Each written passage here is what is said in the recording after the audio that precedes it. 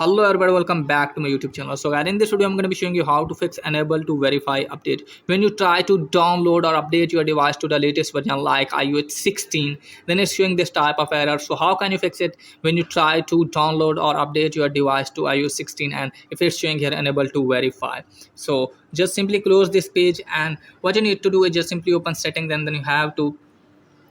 tap on general from here like this,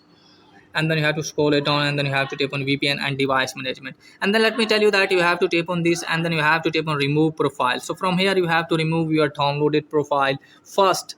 and after that what you need to do is just simply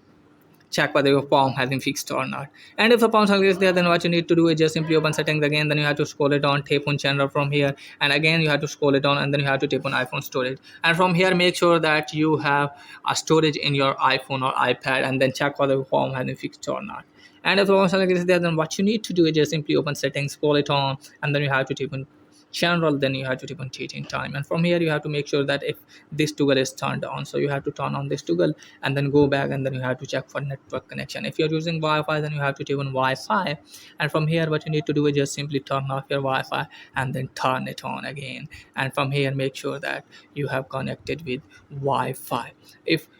you have connected with Wi-Fi and its signal is not strong, then you have to forget this Wi-Fi network and then rejoin it, and then check whether your form has been fixed or not. And if the bounce is there, then what you need to do is just simply open settings again, and if you're using